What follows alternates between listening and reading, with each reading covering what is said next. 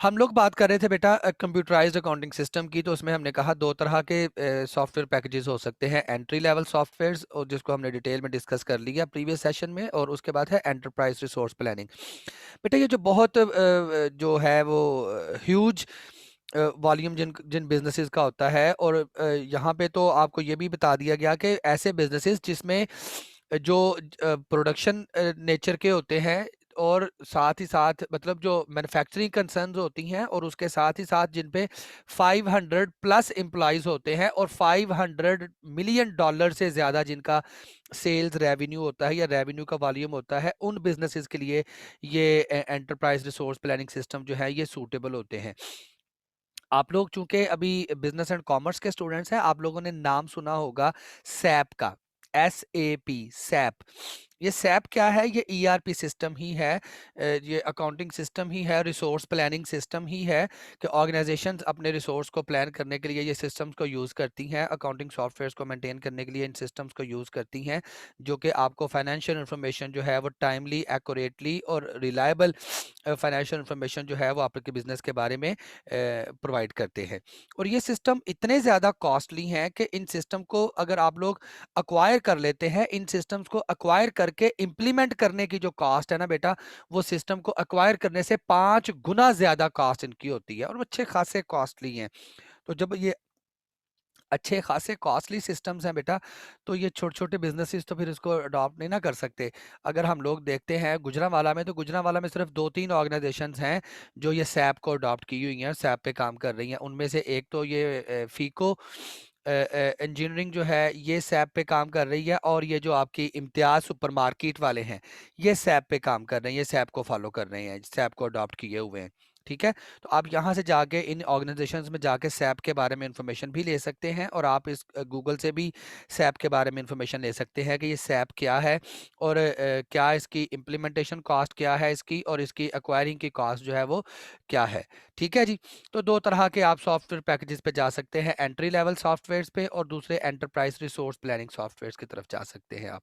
उसके बाद बेटा हम लोग बात करेंगे मैनुअल अकाउंटिंग सिस्टम की। वापस आ जाते हैं अपनी अपनी जगह पे ही, जो हमारी ही असल में जिस जो हम लोग डिज़र्व करते हैं। अभी चूँकि हम लोग स्टार्टिंग पे हैं, तो हम लोग मैनुअल अकाउंटिंग सिस्टम की ही बात करेंगे, वही अभी तक हम लोग फॉलो कर रहे हैं, तो वापस मैनुअल अकाउंटिंग सिस्टम पे ही आ जाते हैं।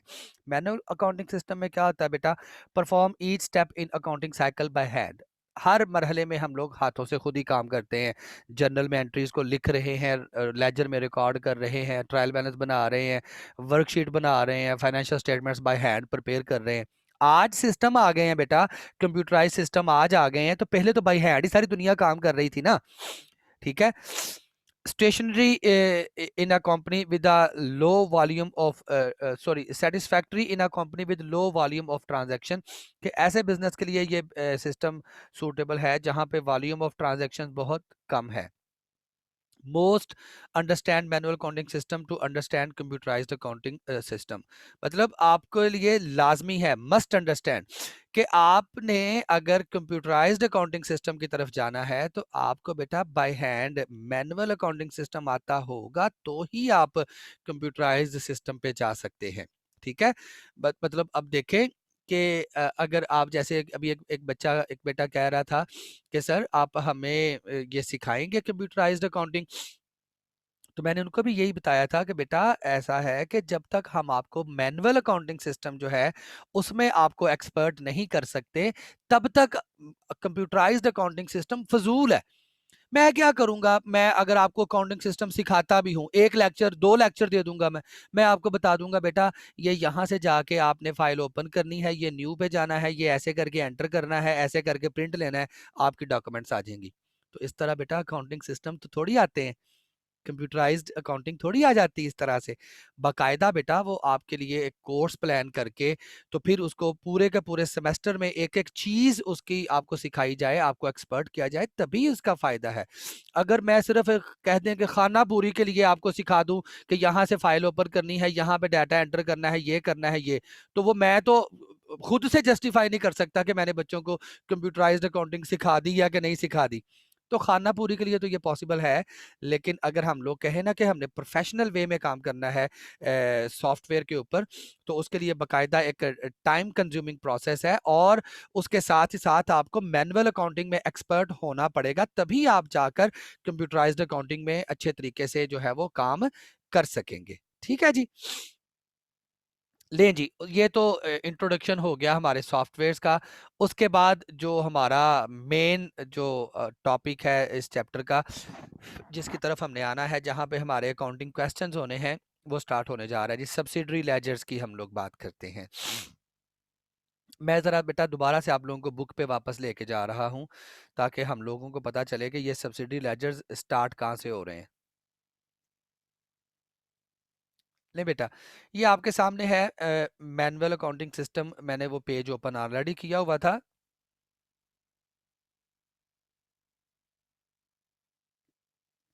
ये लास्ट पैराग्राफ देखिएगा बेटा मैनुअल अकाउंटिंग सिस्टम का ही। The manual accounting system represented in first 6 chapters of this chapter in of this textbook is satisfactory in a company with the low volume of transaction. के अभी तक जितना भी आपको manual accounting system सिखाने की मैंने कोशिश की है पिछले 5-6 चैप्टर्स में, एक छोटा सा जो बिजनेस है ना, उसके लिए वो सिस्टम एनफ है, आपको उसकी समझ आ जाती है। होएवर, लेकिन in most companies it is necessary to add additional ledgers and journals to the accounting system to record transaction data efficiently. अब बेटा देखिएगा, मैं आपको एक चीज, एक छोटी सी एग्जांपल बताता हूं, आपको ये सब्सिडरी लेजर्स जो हैं वो समझ आ जाएंगे।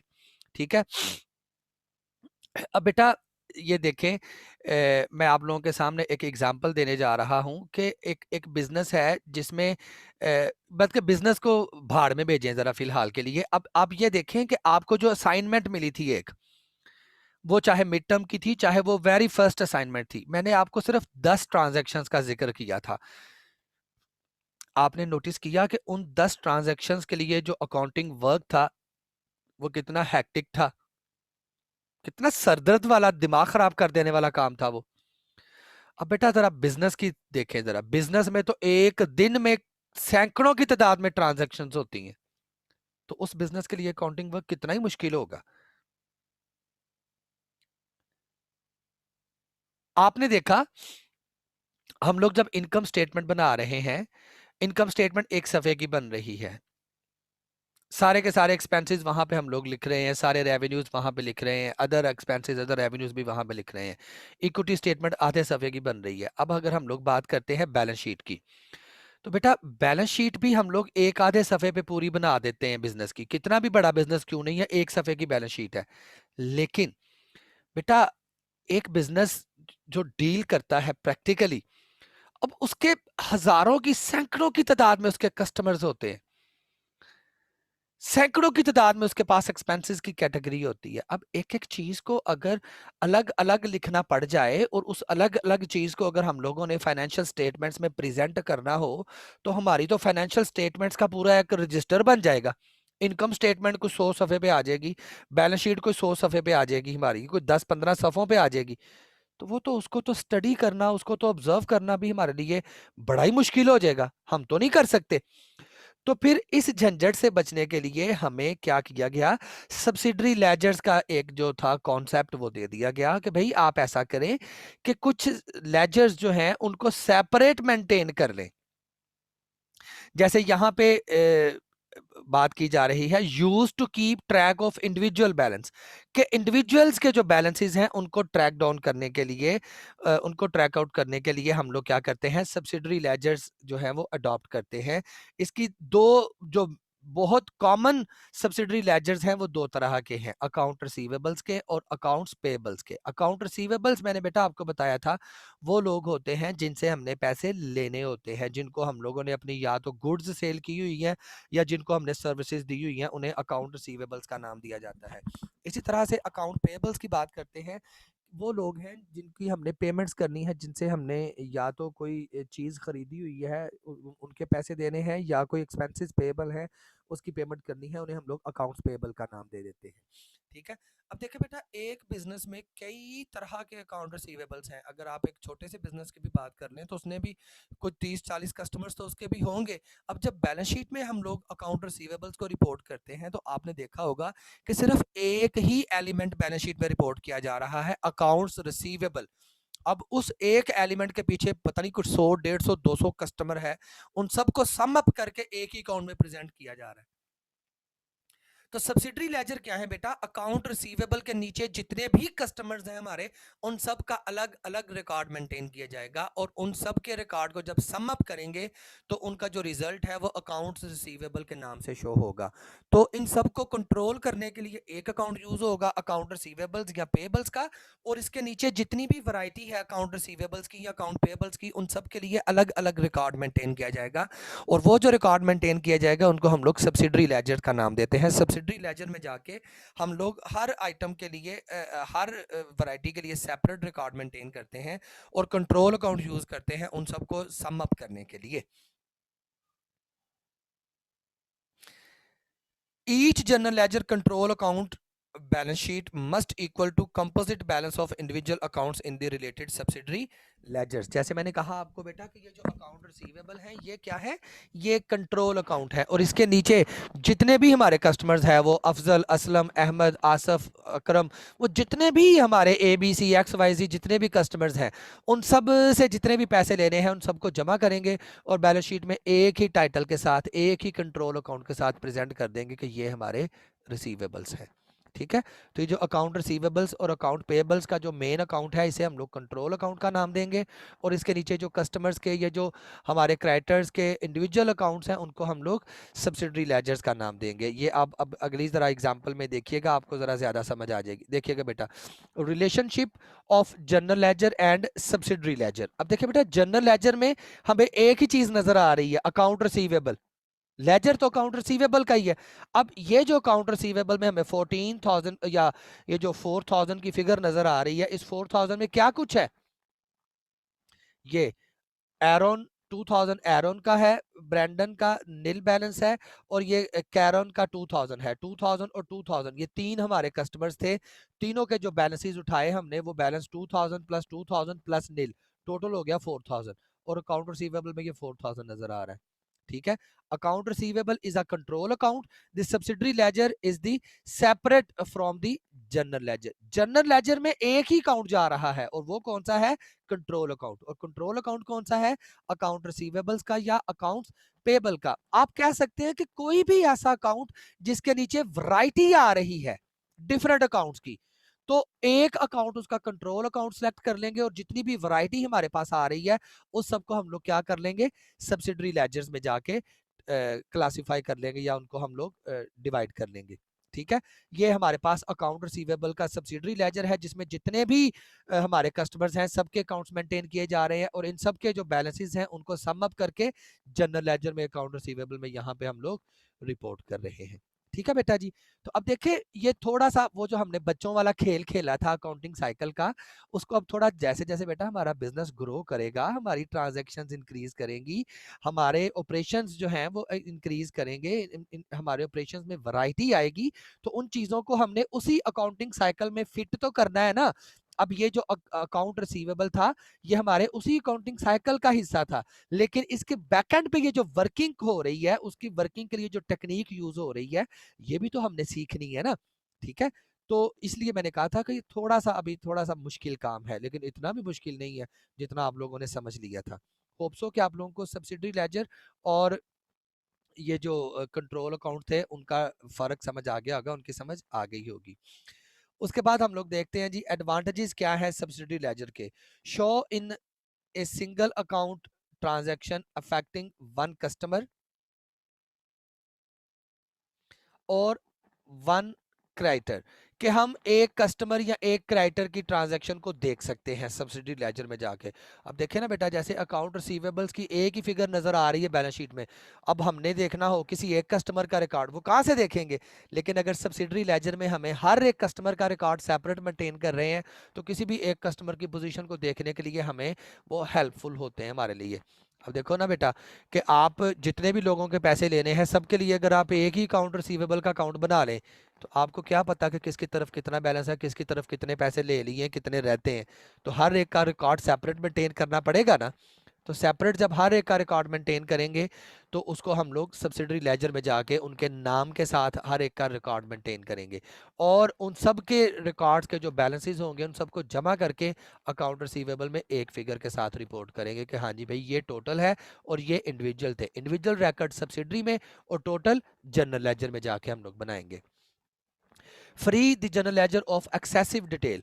अब देखिए बेटा एक ही जर्नल लेजर में हर एक कस्टमर का अगर 100 कस्टमर है तो 100 कस्टमर के रिकॉर्ड अगर जर्नल लेजर में जाके बनाना बैठ जाएंगे तो वो तो जर्नल लेजर तो बहुत ज़्यादा कम्प्लेक्स हो जाएगा और बहुत ज़्यादा हैक्टिक वर्क हो जाएगा।